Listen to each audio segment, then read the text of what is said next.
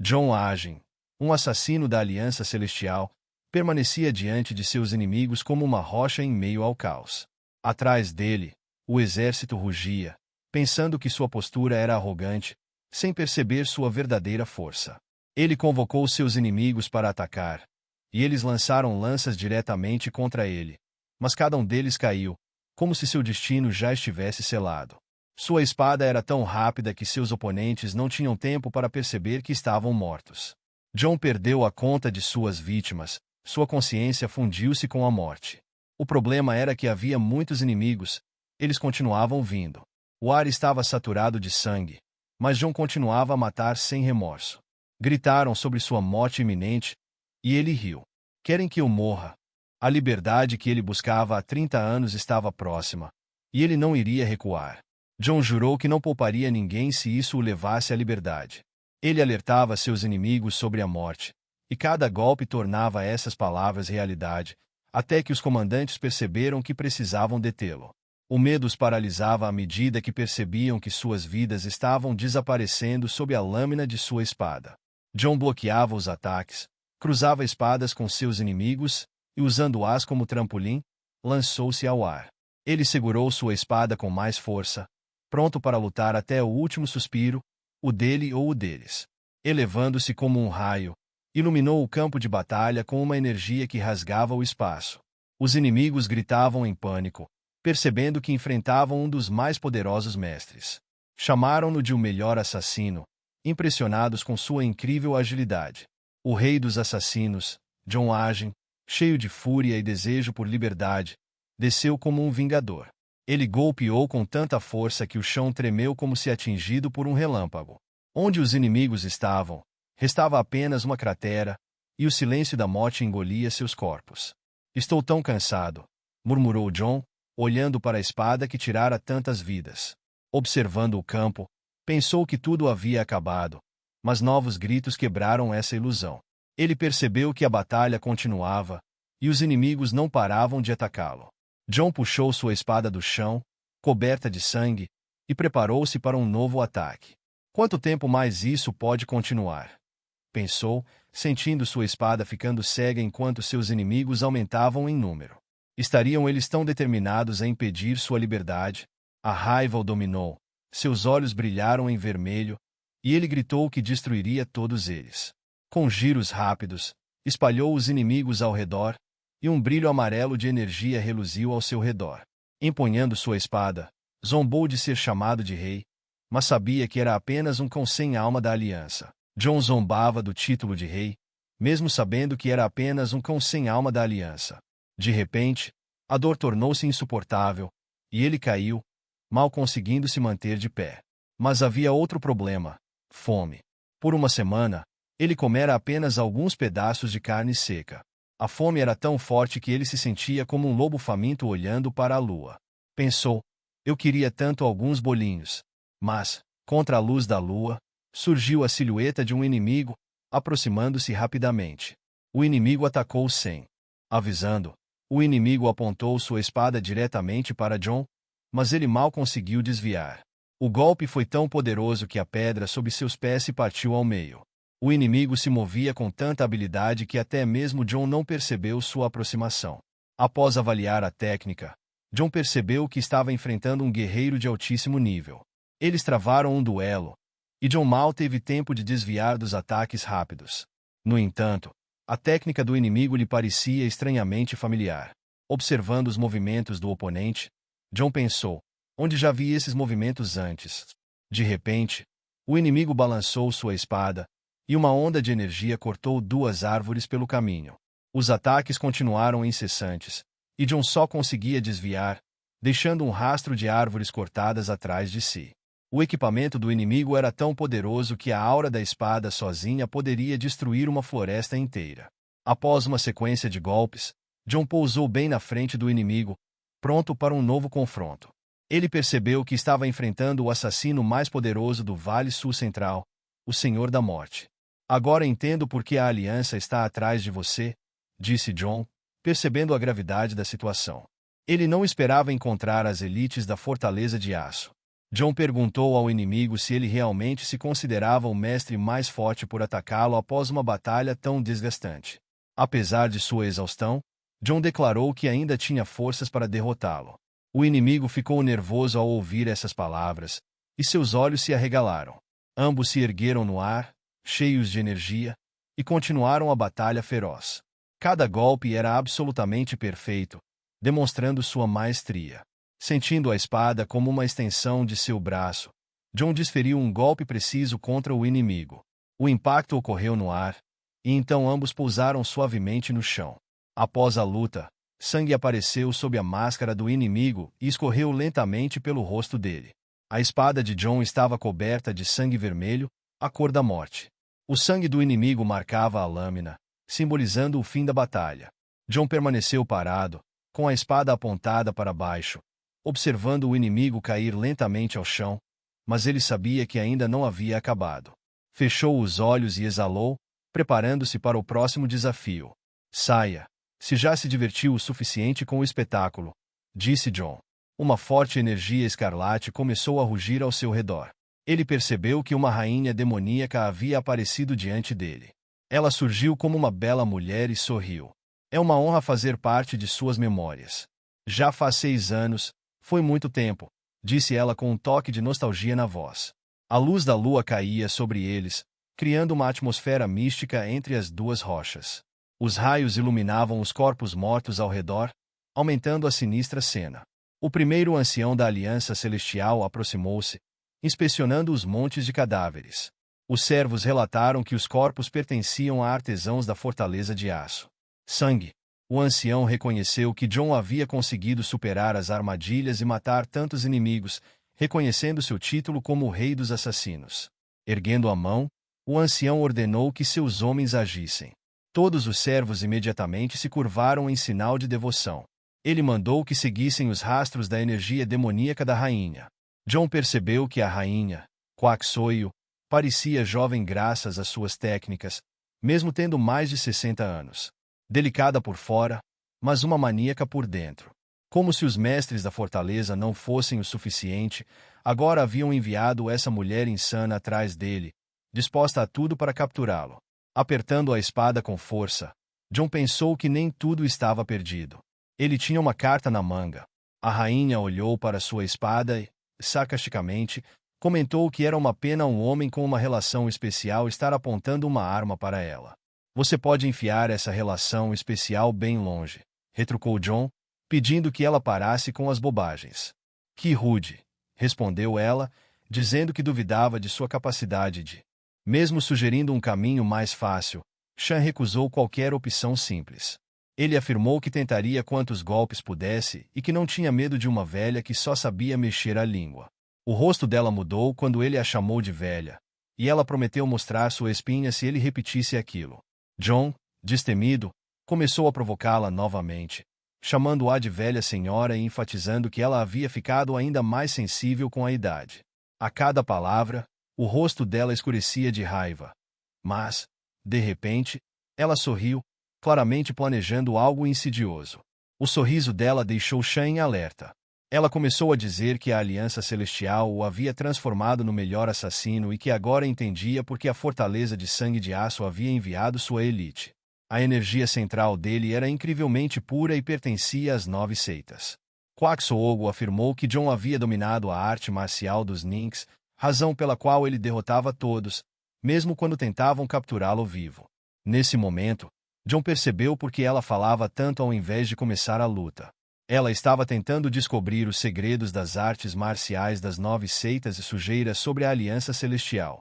Ela pensava que John era apenas um guerreiro comum, mas suas palavras a fizeram perceber que ele era muito mais do que isso. John perguntou: "Você não está interessada nos segredos da Fortaleza de Sangue de Aços?" Ele adivinhou suas intenções, mas ela explicou que não estava interessada na Fortaleza ou na Aliança.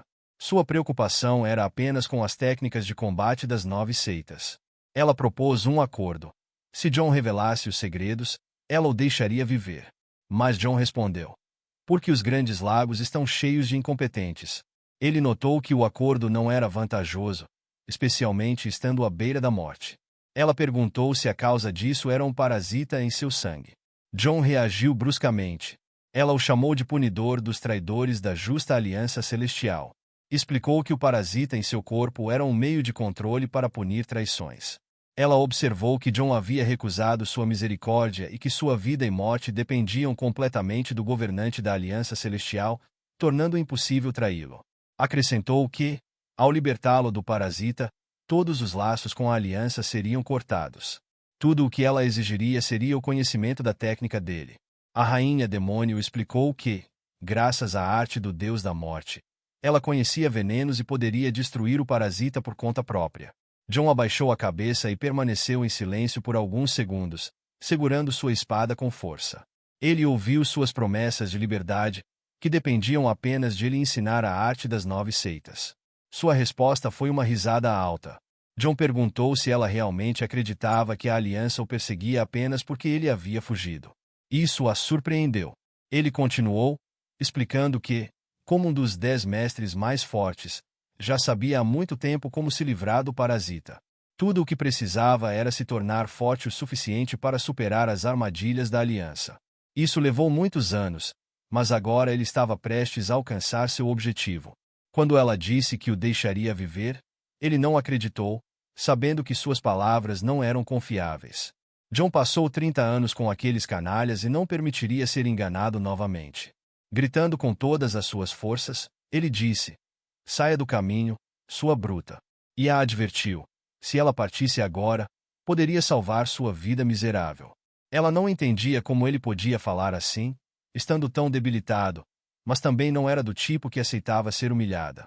John viu em seus olhos que ela havia percebido que ele não ensinaria nada e que não acreditava em suas promessas. Ela também sabia que não o deixaria vivo. Finalmente, a rainha demônio Quack revelou sua verdadeira face, gritando: "Morra! Seu inútil desgraçado, morra, sua velha maldita!" John respondeu a ela com raiva, e uma enorme onda de poder puro explodiu de seu peito, criando uma cúpula de aura ao seu redor. Essa energia se espalhou, formando uma barreira protetora que colidiu com o poder ao redor. A explosão foi tão poderosa que destruiu tudo ao redor, como um desastre natural. Árvores caíram sob a investida da energia, quebrando-se em pedaços. No entanto, ambos continuaram de pé, empunhando espadas repletas de energia destrutiva. Quack tinha longas garras cheias de poder, e com elas, cortou o braço de Shan. A dor atravessou seu corpo como agulhas afiadas perfurando cada nervo. Naquele momento, o primeiro ancião apareceu, segurando sua espada. Há quanto tempo ele está ali? Passou pela mente de Shan ao vê-lo. A espada do ancião assobiava como um relâmpago, e as pernas de Shan se separaram de seu corpo. Logo em seguida, a lâmina cortou suas mãos, que giraram no ar antes de cair. A dor era insuportável, e Shan gritava de agonia a plenos pulmões. A rainha demônio e o primeiro ancião o derrotaram juntos, agindo como uma força única. Aqueles eram os últimos segundos de sua vida. Não havia chance de salvá-lo. Sangue escorria de sua boca, vindo de inúmeras feridas que cobriam seu corpo. Sem nenhum membro restante, ele caiu de joelhos, incapaz de se sustentar. A rainha demônio segurou sua cabeça em suas mãos, sarcasticamente, o elogiou. "Você parece ainda melhor sem seus membros." Decidiu que sua cabeça também era supérflua e não queria ouvir mais nenhuma palavra dele. Depois de desejar-lhe uma boa viagem para o próximo mundo, ela sorriu com alegria, como uma garota de 17 anos que se deliciava com um assassinato. Foi uma verdadeira bênção para ela. Seria aquele o último momento de sua vida. Ele sonhou por um instante com uma vida simples, sendo um homem comum. Seria realmente impossível. Se ao menos houvesse uma segunda chance. Esses foram seus últimos pensamentos. No principal santuário do culto divino do demônio celestial, um jovem jazia inconsciente na cama, imóvel. A luz das janelas caía sobre seu corpo jovem e cabelo longo. No fundo de sua alma, as palavras ecoavam: "Se eu tivesse uma segunda chance." Seus olhos se abriram abruptamente, e ele despertou. A fumaça subia lentamente de um cachimbo cheio de tabaco. Nids ouvia atentamente o homem que fumava e dizia que o ensinamento divino era indiscutível e que todos os demônios cairiam eventualmente. O homem era o quarto jovem mestre do culto divino. O médico anunciou que o terceiro ainda tinha pulso, mas acrescentou que Sera morreria naquela noite. Sorrindo levemente após essas palavras, o quarto senhor soprou a fumaça calmamente e respondeu: Entendo. Tudo estava indo ainda melhor do que ele esperava. Na juventude, Agem e seu amigo decidiram tirar uma folga após resolverem com sucesso um caso de assassinato. Eram jovens e planejavam um curto descanso, pois o líder havia ordenado que permanecessem discretos. Um garoto segurando algo estranho na frente de Agem perguntou se ele queria ver. Abrindo a mão, mostrou uma figura de pássaro esculpida em madeira. Agem perguntou se o garoto tinha esculpido aquilo sozinho, mas ouviu uma pergunta inesperada em resposta. Você não está cansado de ser um assassino? O garoto queria escapar, não importava como, e viver sua vida livre como um pássaro.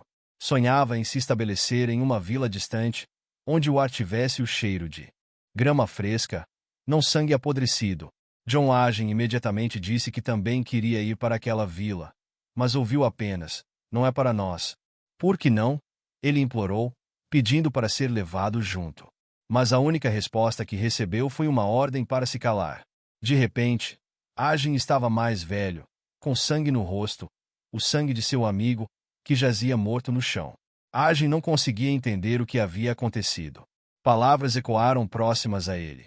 Você foi salvo, mas recusou a misericórdia. O homem lhe disse para assistir e lembrar. É assim que todos os que traem a aliança celestial justa terminam. O parasita em seu sangue julgaria sua traição. O rosto de uma rainha demônio apareceu diante dele, gritando que sua cabeça não era necessária.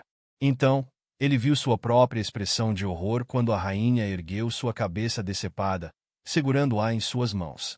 Ele pulou da cama abruptamente. Era apenas um sonho. Ele gritou de medo. Isso realmente é apenas um sonho. Pensou, segurando a cabeça com as mãos, lembrando-se de como acabará de ser decapitado. Em estado de delírio, olhou ao redor, mas não conseguiu entender onde estava. O quarto era luxuoso, mas completamente estranho. De repente, ele ouviu passos. Alguém estava se aproximando. Era uma garota chamada Euna, que trazia uma bandeja de comida para o jovem mestre e disse que era para ele. Quando entrou no quarto, notou que a cama estava vazia, embora ele devesse estar deitado, recuperando-se de uma condição grave. No momento seguinte, ele apareceu atrás dela, segurando uma varinha perto de sua comida, pronto para perfurá-la a qualquer momento. Quase em um sussurro, ele a avisou: não faça um som, ou eu corto sua garganta. Ele perguntou quem ela era e se tinha sido enviada pela fortaleza de aço-sangue. Gaguejando de medo e com os olhos arregalados, ela respondeu que era sua criada, chamada Enoa, e perguntou o que havia acontecido e se ele estava bem. O fato de ela chamá-lo de jovem mestre o confundiu ainda mais. Ele ordenou que ela parasse de mentir e dissesse a verdade imediatamente. Quem me trouxe aqui? Ele perguntou. Você mesmo me trouxe, respondeu Yuna, surpresa, mal conseguindo segurar a bandeja por estar tão assustada. Ela acrescentou que ele estava ali há muito tempo, inconsciente por quase 6 meses devido ao bloqueio do Chi, e que apenas algumas noites atrás ele havia recobrado a consciência. O que diabos está acontecendo? Ele murmurou para si mesmo, sem entender como aquilo era possível, já que ele estava morto. Ele a pressionou novamente para dizer a verdade, mas ela garantiu que estava dizendo a verdade e que tinha trazido comida para ele comer. Ao virar a cabeça para a direita, ele viu um espelho e ficou chocado com o que foi refletido nele. Que tipo de idiota é esse? Ele pensou, ao ver um rapaz magro e debilitado no espelho. A memória do momento em que o primeiro ancião cortou suas pernas veio à tona, e parecia que aquilo não era apenas um sonho. Então, o que é isso? É reencarnação? Ele se perguntou, confuso. Ele não conseguia entender se aquela era sua vida passada ou algo novo, nem como isso era possível. Euna percebeu que algo estava errado, pois seu mestre ficou em silêncio por muito tempo, perdido em pensamentos. Seu rosto expressava completa incompreensão. Ele não sabia onde estava nem o que havia acontecido com ele. Assustado, deu alguns passos para trás e tropeçou na porta, que começou a se abrir. Ele enfiou a cabeça pela porta aberta e prendeu a respiração, tentando espiar o que havia na sala. Ele não conseguia entender como um lugar como aquele poderia existir.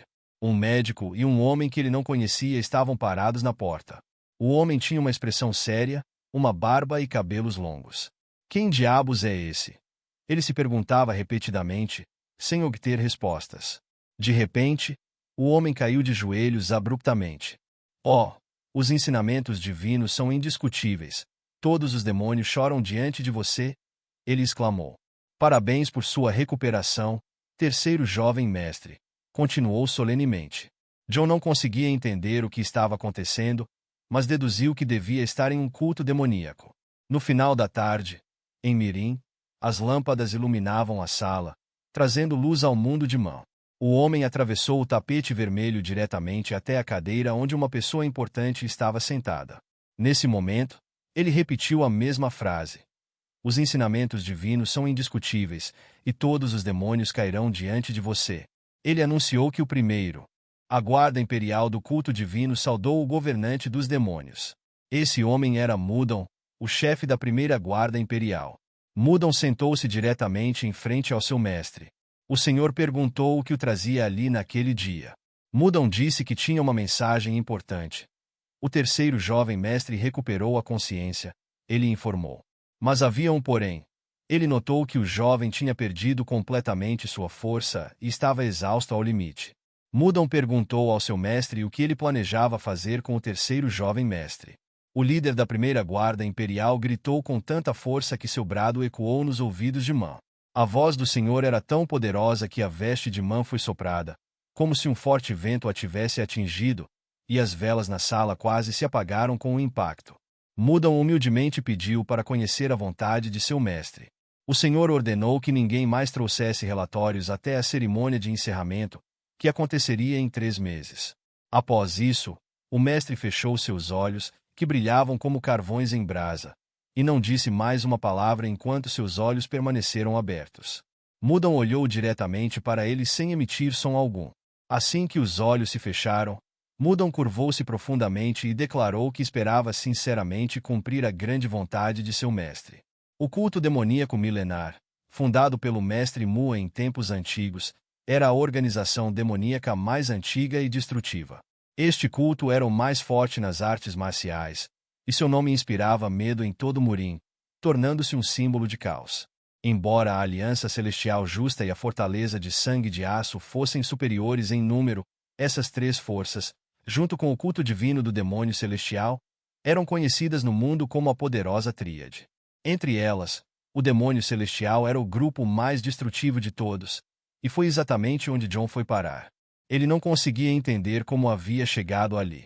Isso é realmente realidade? Ele se perguntava, olhando para a rua. Por quê? Ele se questionava repetidamente. E por que um culto demoníaco? Ele precisava se recompor, manter-se firme, entender a situação e planejar seus próximos passos. Na noite anterior, Chan saiu. Ele usou a técnica de furtividade para seguir pessoas sem ser notado. Ao ouvir conversas, descobriu que o discípulo mais forte do culto demoníaco, o terceiro jovem mestre, havia despertado, e uma nova luta sangrenta pelo poder estava prestes a começar. As pessoas comentavam que ele havia perdido todas as suas habilidades após 6 meses de coma devido ao bloqueio do Qi, mas que, se algo ainda restasse, seu apelido de um monstro seria justificado. Alertaram para manterem distância dele, pois poderia ser muito perigoso. John ouviu tudo isso enquanto se escondia no telhado e percebeu que o corpo em que estava pertencia a um verdadeiro criador de problemas, um monstro de fato. Como essa pessoa vivia? Ele se perguntava. Agora, John tinha certeza absoluta de que estava em um culto demoníaco. Para escapar dali, ele precisava elaborar um plano cuidadosamente. Depois de se exaurir ao limite com a técnica de furtividade, ele olhou para o espelho e viu seu corpo frágil. Apesar de tudo, sentiu-se grato por ter pelo menos esta vida, fosse ela qual fosse. Ao olhar para seu braço exausto, percebeu que a primeira coisa que precisava fazer era restaurar seu corpo. Sentando-se na posição de meditação, começou a respirar profundamente e a se concentrar. Com os olhos fechados, tentou sentir todos os pontos de energia em seu corpo. Como suspeitava, todos os 8 meridianos estavam em desordem. Decidiu limpar aquele pequeno e estagnado centro de energia. Busque a verdade no meio do caos, atravesse o vazio, abra os canais da vida e o mundo lhe dará sorte. Após essas palavras, A temperatura na sala começou a subir. O ar tornou-se pesado e denso. Por meio da técnica da infinidade, Shan começou a expulsar a energia estagnada de seu corpo. Seu corpo brilhou com uma luz azul, e a energia fluía dele como um oceano, restaurando sua vitalidade. Atualizando as técnicas dos 9 caminhos de sua vida passada, ele criou sua própria técnica, a técnica infinita. Para uma pessoa sem status elevado, essa técnica era uma verdadeira salvação. Naquele momento, ele percebeu que precisava seguir o mesmo caminho. Após terminar a meditação, começou a abrir os olhos. Não tinha certeza se aquilo era o limite de suas habilidades, mas até mesmo pequenas vitórias ainda eram vitórias. O quarto estava assustadoramente silencioso. O tempo havia passado desde que ele acordara, e ele podia sentir isso. Ninguém o visitou, exceto o médico. A garota que lhe trazia comida numa bandeja ainda tremia de medo toda vez que se aproximava dele. Mesmo entre os demônios, esse canalha era chamado de monstro. E Shan percebeu que era realmente um incômodo. Mas, até entender tudo, ele precisava agir com cuidado e sem pressa. 3 meses se passaram. A fumaça do cachimbo subia da mesma forma que 3 meses atrás. Uma pergunta foi feita ao homem. 3 meses se passaram, e o terceiro jovem mestre está apenas comendo e se recuperando. Nada mais aconteceu, mas ele está se recuperando rapidamente, embora o médico tenha dito que, quanto mais forte uma pessoa é, mais ela pode sofrer. Isso era muito estranho até mesmo para ele. O quarto jovem mestre do culto divino do demônio celestial, Hong Yoman, exalou a fumaça do cachimbo. Depois, admitiu que o terceiro jovem mestre sempre supera suas expectativas.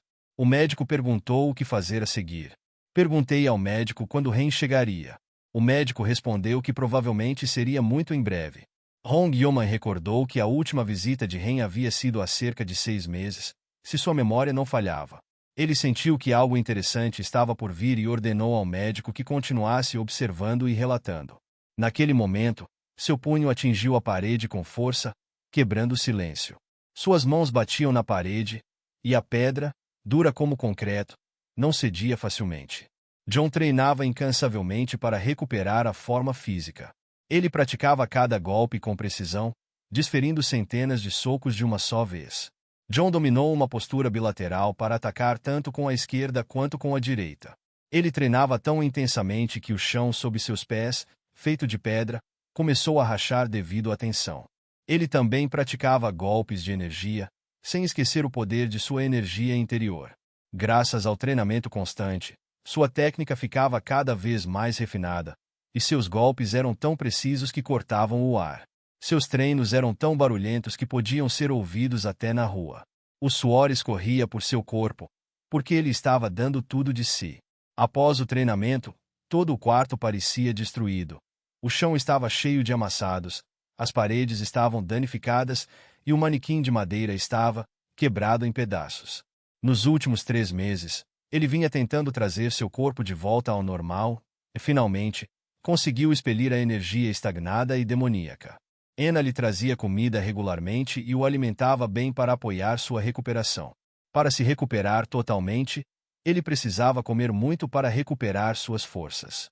Mas um dia, ao virar a tigela para a boca, sentiu algo estranho. Havia um besouro gigante, com inúmeras pernas, dentro da tigela, o que era repugnante. O besouro caiu no chão, e o conteúdo da tigela derramou-se junto com ele. O que aconteceu? Perguntou Yuna ao notar sua reação. De repente, ele começou a sentir uma poderosa energia e ouviu uma voz em sua cabeça. Você realmente achou que poderia fugir da aliança celestial justa, seu idiota? O homem parecia pairar sobre ele enquanto continuava. Eu te tornei o melhor assassino do mundo, e o que você fez em troca? Mesmo depois de morrer, você não se livrará da aliança celestial justa. A voz repetiu, e John sentiu o parasita se reativar em seu corpo. Ele sentiu o parasita começar a agir dentro dele, reavivando tormentos antigos. Jovem mestre! A voz de Ena ecoou várias vezes, e John olhou para ela. Ela apenas perguntou se ele estava bem.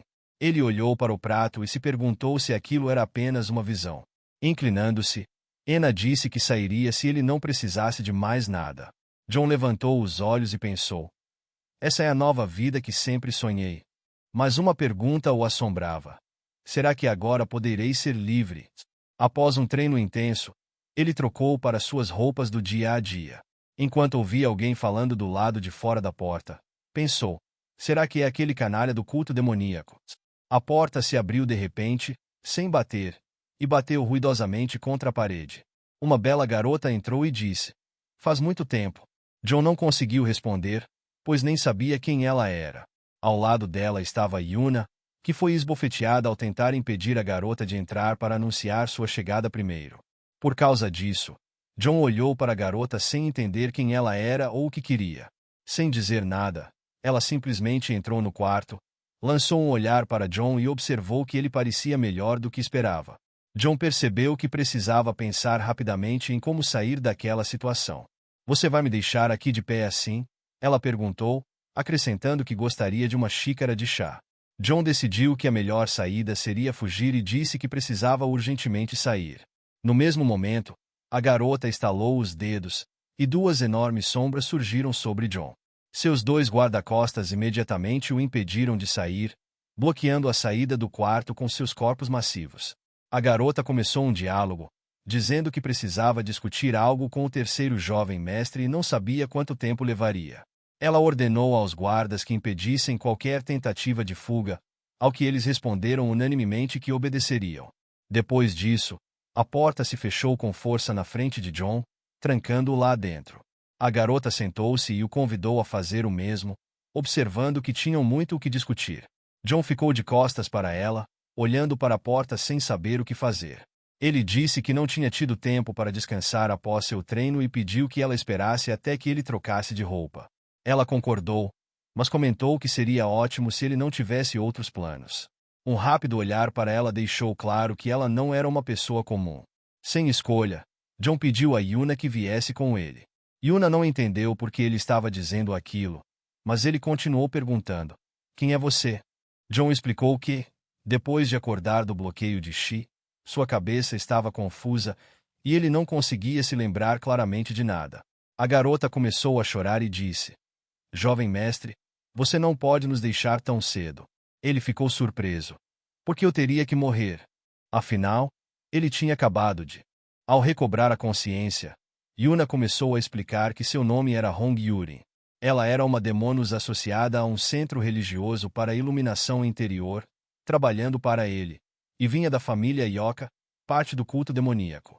Ela era tão forte que era considerada a aluna mais talentosa, executava todas as tarefas impecavelmente e foi reconhecida como uma heroína pelo próprio líder do culto. Além disso, era a irmã mais nova do quarto jovem mestre. Sean percebeu que a principal questão era por que ela tinha vindo até ele e que tipo de relacionamento eles tinham. Os detalhes permaneciam desconhecidos até mesmo para Anki, mas foi mencionado que ele se encontrava com ela frequentemente durante o último mês antes de seu coma. Isso significava que o relacionamento deles claramente não era simples. John agradeceu a explicação e perguntou como estava o rosto dela após o tapa. John assumiu que ela estava com dor por causa do tapa, então sugeriu que ela fosse descansar. Tal atenção por parte dele pareceu estranha para Envy, porque, em sua vida passada, ele estava constantemente gritando com ela e desejando sua morte. Depois disso, John foi até o quarto onde a garota estava esperando e perguntou o que a havia trazido ali. Ela ficou surpresa com a pergunta e o tom incomum, que havia mudado. Ela se perguntou o que havia de errado com ele, pois agora ele parecia diferente, como o céu e a terra em comparação ao passado. Até mesmo o brilho em seus olhos havia desaparecido. Ela percebeu que os rumores sobre sua perda de habilidades de combate eram verdadeiros. Decidida a não esconder nada, ela foi direto ao ponto, percebendo que essa era a melhor opção.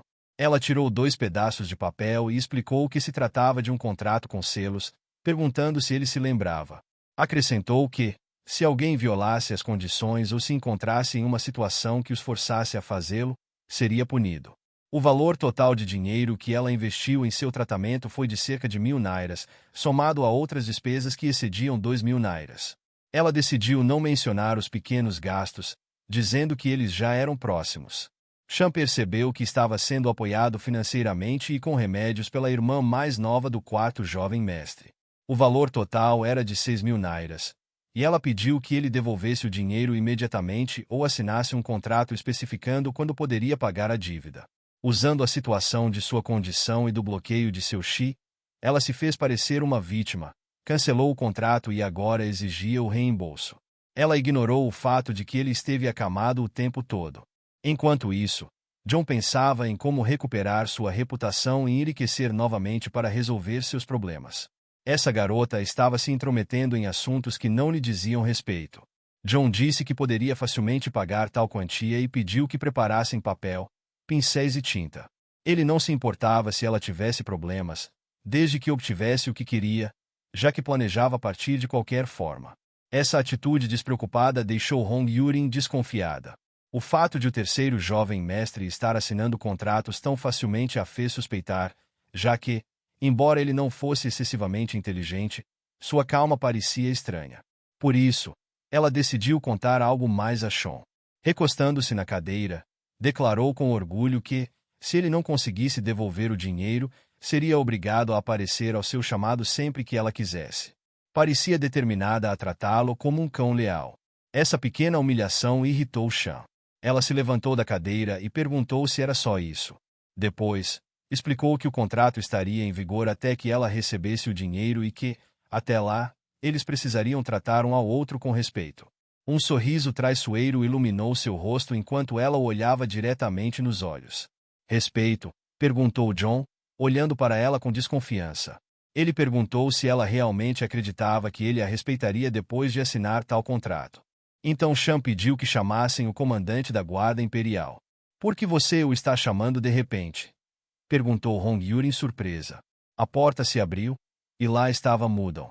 Sua saudação sempre começava com as palavras: os ensinamentos divinos são inquestionáveis. Todos os demônios cairão diante de você. Saúdo o terceiro jovem mestre.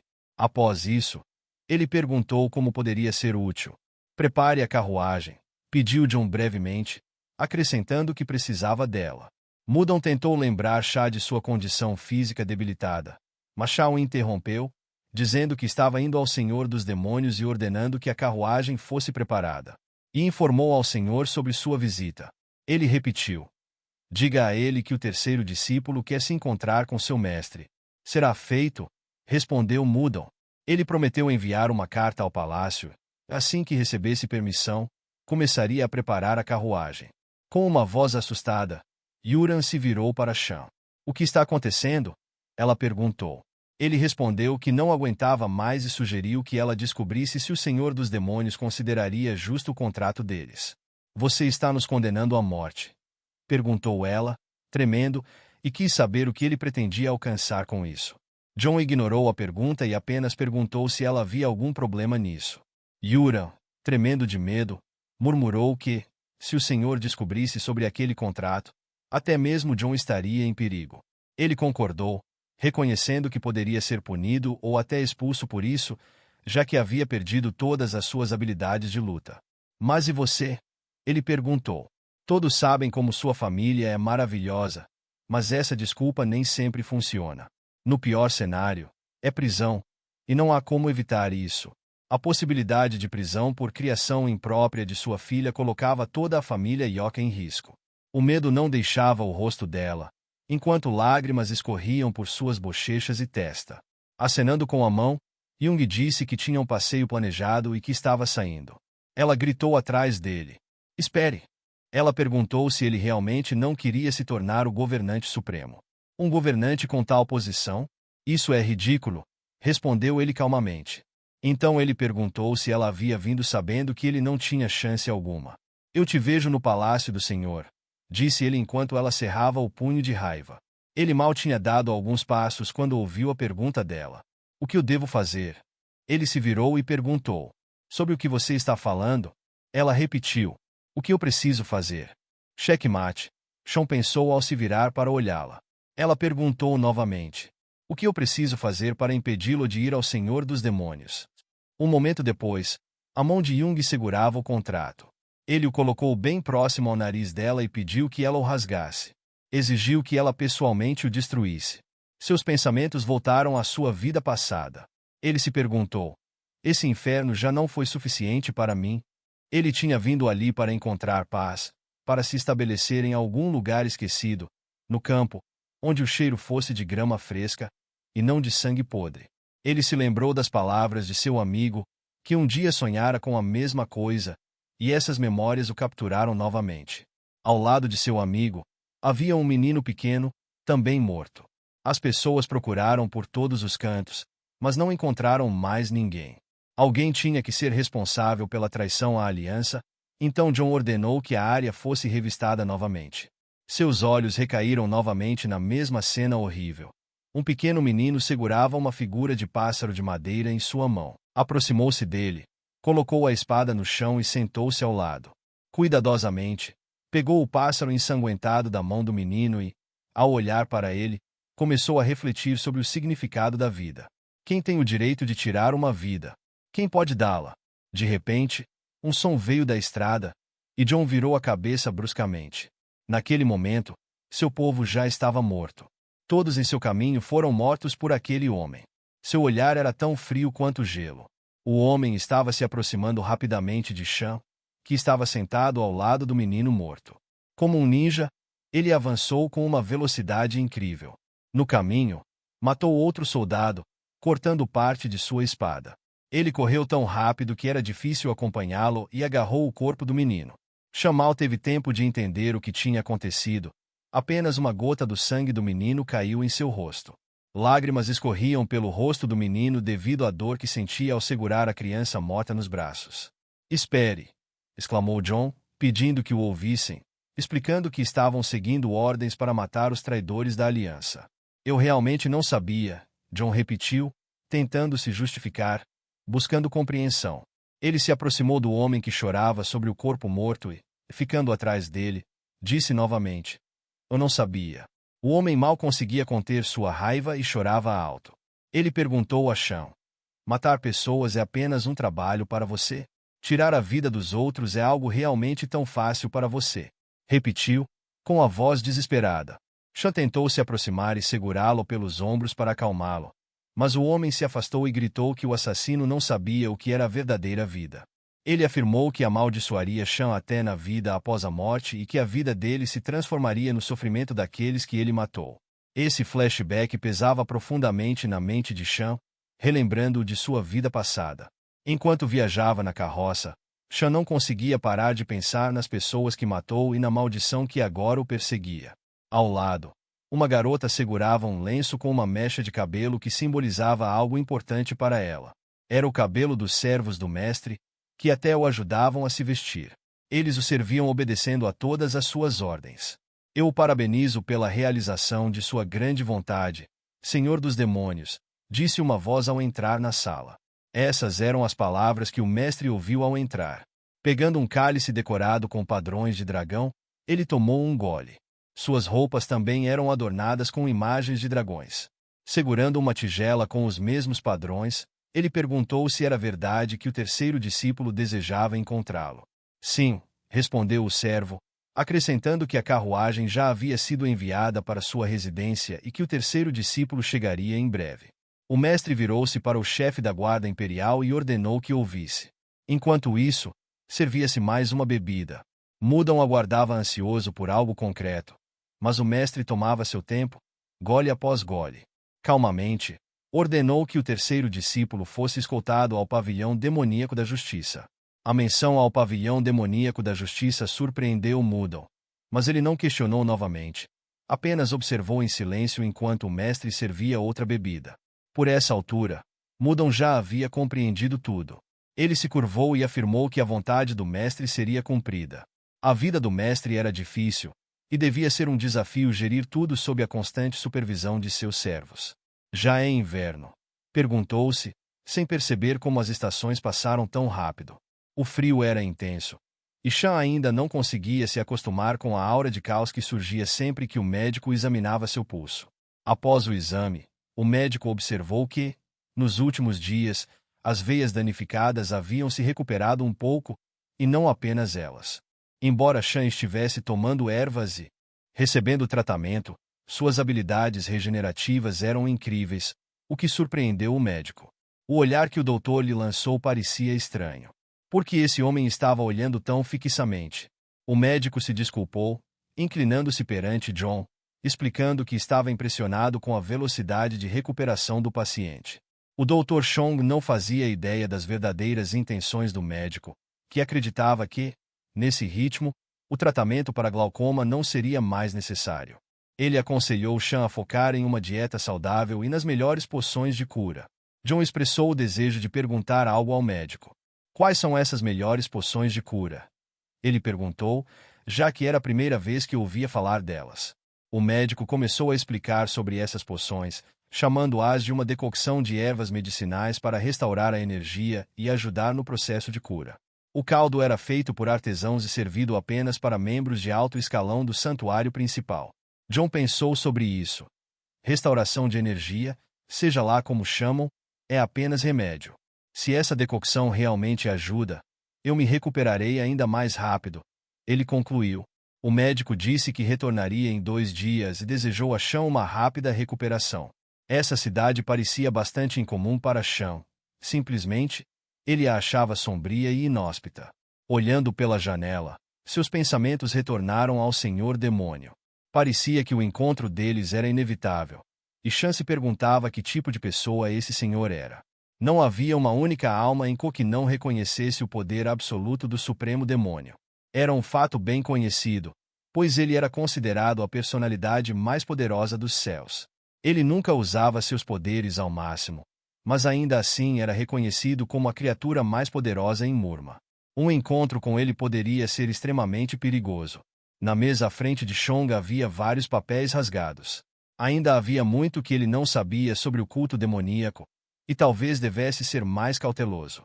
Ele se lembrou do que Yuran havia dito sobre ser rude com um oficial de alto escalão do santo culto demoníaco, mas John não conseguia suportar.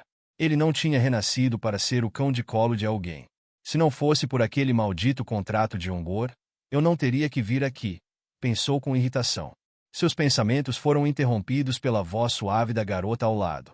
Era a Gao, que lhe disse que o Palácio Supremo do Demônio havia enviado uma mensagem dizendo que podiam se preparar para partir. A carruagem estava esperando. Se esse era o caso, John decidiu que precisava vê-lo pessoalmente, sem questionar. Respirando fundo, ele partiu. As rodas de madeira da carruagem chacoalhavam na estrada enquanto viajavam para o palácio. Logo ele chegou à casa do proprietário e foi informado de que o Senhor Demônio o havia enviado ao pavilhão demoníaco da Justiça. Pouco depois, ele estava diante de montanhas gigantes, cujos sopés estavam envoltos em neblina. Que lugar é este? O pavilhão demoníaco da Justiça? Ele pensou. O que o preocupava ainda mais era que o pavilhão estava localizado no topo de uma dessas montanhas, e bem ali o proprietário o esperava. O vinho parecia ainda melhor do que o habitual naquele dia. Gole após gole, o proprietário estava perdido em pensamentos. Enquanto isso, John se aproximava da longa escadaria, refletindo sobre o lugar para o qual havia sido levado. Olhando ao redor, achou que parecia o centro de um culto demoníaco. O grande número de guardas o alarmou ainda mais. Isso lhe lembrou do momento em que foi capturado pela dupla da Aliança Celestial Justa e da Fortaleza do Sangue de Aço. Mestres de alto escalão estavam por toda parte. Esse lugar parecia uma toca de dragões ou tigres, onde um único erro poderia custar sua vida. Após caminhar por um longo trecho da escadaria, finalmente chegaram diante de uma porta embutida na pedra. Parando em frente a essa porta, o homem que acompanhava Chong disse: "Chegamos." É chamado de pavilhão demoníaco da Justiça, mas não é um pavilhão de fato. John refletiu, mas não havia tempo para temer. Ele se recompôs e se preparou para o próximo passo. Você tem que avançar com confiança, como se tudo estivesse sob controle, porque cada passo pode determinar o seu destino. A porta rangeu ao se abrir, e todos prenderam a respiração esperando John entrar. Avançando, ele sussurrou para si mesmo: "Não entre em pânico, Yoongjin. Você está prestes a encontrar o próprio Senhor Demônio." Após caminhar alguns metros, seu rosto estava iluminado por uma luz ofuscante. A surpresa era evidente em cada traço de seu rosto. Um novo mundo se abriu diante dele. Flores desabrochavam e o sol brilhava mais intensamente do que nunca. Ele estava convencido de que era inverno, mas tudo ao seu redor estava em plena floração, como se fosse o auge do verão. John pensou: "Não, Parece mais com a primavera, enquanto observava os servos calmamente bebendo água do riacho. Essa cena parecia um sonho. Os pássaros cantavam nos galhos, e o silêncio era quase perfeito. Um coelho correu silenciosamente ao seu lado, e, por um momento, John pensou estar sonhando. Talvez seja tudo uma ilusão, ele refletiu, tentando encontrar uma explicação.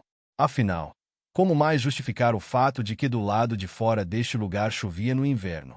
Ele sempre sonhara em deixar e encontrar paz no campo verdejante, e este lugar parecia a realização de seu sonho. Provavelmente é a ilusão mais perfeita, pensou, enquanto se aproximava das árvores repletas de flores. Ao tocar as pétalas, sentiu-se lentamente mergulhar no sono, quando uma voz alta o tirou abruptamente desse estado. Vem aqui rápido. John se virou e exclamou, assustado. Uau! Você me assustou de verdade. De repente, um pavilhão apareceu ali perto, onde antes não havia nada, como se tivesse se materializado do nada. John ficou atônito. Este lugar literalmente surgira diante de seus olhos.